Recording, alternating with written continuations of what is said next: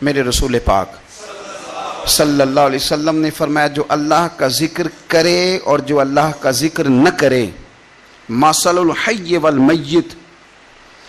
ان کی مثال اس طرح ہے جس طرح زندہ اور مردہ کی ہوتی ہے۔ گویا ذکر کرنے والا زندہ ہے، نہ کرنے والا مردہ ہے۔ یہ جس نے سارا دن رب کو یاد ہی نہیں کیا، اس کو سارا دن خیال ہی نہیں آیا۔ آپ کہیں سفر پہ نکلے ہوں، کہیں آپ دور گئے ہوں نا، تو آپ کو خیال آتا ہے یار صبح کی میں نے گھر ہی بات نہیں کی،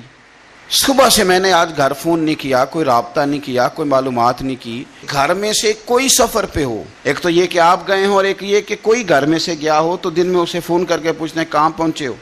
جس کام گئے تھے اس کا کیا بنا، خیال آتا ہے۔ اور اگر آپ نے کسی کو بھیجا ہو اور پیچھے سے فون نہ کریں تو وہ بھی کہہ دیتا ہے یار تو نے سارا دن حال ہی نہیں پوچھا۔ یعنی بندوں کے ساتھ بندوں کا رشتہ ہو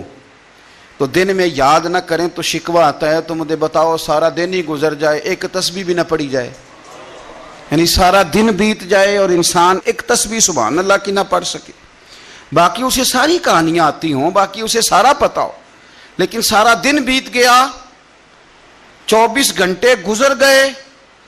اور اس کو اتنی توفیق نہیں ہوئی کہ 100 دفعہ مدینے والے رسول پہ درود و سلام ہی پڑھ لیتا، سارا دن ہی گزر گیا، اس نے سوچا ہی نہیں۔ تو ہم نے یہ کیا ہے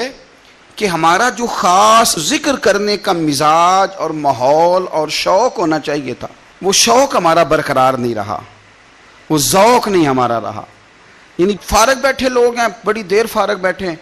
کہتے ہیں جی میں صبح سے فارغ ہوں، بور ہو رہا تھا، کوئی اسپارہ ہی پڑھ لینا تھا، کچھ تھوڑا سا نا مہربانی کر لینی تھی، کچھ آپ نے ایک تسبیح استغفار کی پڑھ لینی تھی۔ کس طرح آپ بور ہو گئے؟ آپ نے سارا دن اللہ کو یاد ہی نہیں کیا، توجہ ہی نہیں فرمائی۔ اور پھر اگر آپ اللہ کا ذکر کریں اور جس صفاتی نام کے ساتھ آپ اپنے رب کو یاد کر رہے ہیں اس کا معنی سمجھ کے کریں، یا رحمانو یا اللہ، یا رحمان یا رحمان یا رحمان، جب آپ کہیں گے تو پھر عرش کا مالک بڑی رحمت نازل فرمائے گا۔ جب آپ کہیں گے یا کریم یا کریم یا کریم، تو پھر وہ کرم کے دروازے کھول دیتا ہے۔ آپ کا ایک خاص رنگ ہو۔ میرے نبی پاک صلی اللہ تعالی علیہ وسلم نے ارشاد فرمایا کہ تم نہ دنیا میں رہ کے مجھ پہ درود و سلام پڑھو،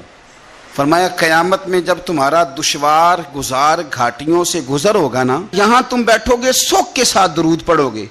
لیکن فرمایا قیامت والے دن جب تمہیں دشوار گزار اور سخت راستوں سے گزرنا پڑے گا نا، تو دنیا میں سکھ کے ساتھ پڑا ہوا درود و سلام وہاں تمہارے لیے نور بن جائے گا، اور تمہیں رستہ دکھائے گا تمہارا درود و سلام، تمہیں ذوق دلائے گا۔